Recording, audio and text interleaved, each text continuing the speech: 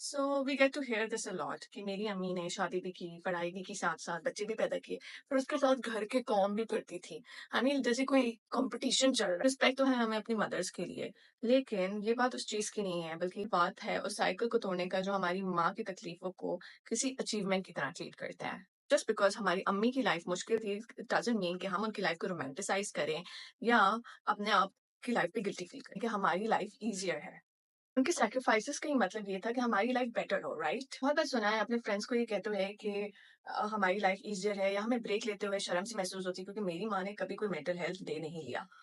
लेकिन क्यों? क्या हम अपनी अम्मी की सेल्फ केयर की लैकिंग को अपने लिए एक स्टैंडर्ड बना रहे हैं? टेक्निकली हमारी मदर्स की जनरेशन के पास वो चॉइसेस नहीं थी जो आज हमारे पास हैं। लाइक उनको खुद को प्रायोरिटी बनाने की परमिशन नहीं थी या बर्नआउट या मेंटल हेल्थ पे बात करने के लिए कोई प्लेटफॉर्म नहीं था। टू बी ऑनेस्ट इस स्ट्रगल को ग्लोरीफाई करना हमें एक हार्मफुल पैटर्न में रखे रहता है। जैसे कि अगर हमारी अम्मी ने कभी कोई ब्रेक नहीं लिया और वो बिना किसी शिकायत के ये सब करती रही, तो हम भी कर सकते हैं। एंड में हम एग्जॉस्टेड और रिजेंटफुल हो जाते हैं। अपनी अम्मी को ऑनर करने का तरीका ये नहीं कि हम उनकी तरह सफर करें, बल्कि ये है कि जो अपॉर्चुनिटीज उन्होंने हमारे लिए क्रिएट की हैं उनमें से हम कुछ बेटर बनाएं अपने काम के लिए, अपनी फैमिली और फ्रेंड्स के लिए और मोस्ट इम्पोर्टेंटली अपने लिए। सो बेसिकली तुम्हारी अम्मी ये नहीं चाहती कि तुम उनकी तरह स्ट्रगल करो, बल्कि वो चाहती है कि तुम हमेशा खुश रहो, सक्सेसफुल बनो।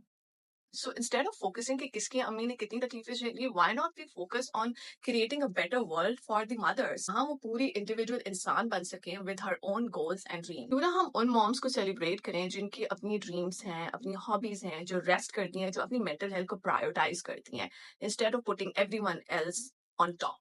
क्या ये गुड मदरिंग का एक नया स्टैंडर्ड बन सकता है? I am super grateful for what my mom has done for me, लेकिन मैं उनके सैक्रिफाइसेज़ या उनकी मुश्किलात को ग्लोरीफाई नहीं करूँगी या उनकी सैक्रिफाइसेज़ को एक स्टैंडर्ड नहीं बनाऊँगी, ना अभी एज़ अ पर्सन और ना बाद में as a parent. So on this mothers day let's honour the mothers by breaking the cycles जिनसे उनको तकलीफ हुई। उनको कंटिन्यू करके नहीं, बिकॉज़ यही सही तरीका है उनकी सैक्रिफाइसेज़ की कदर करने का। Happy mothers day to all the mothers out there. Let's break the cycle of over exhaustion, burnout, and baseless sacrifices. Learn to keep ourselves as a priority as well.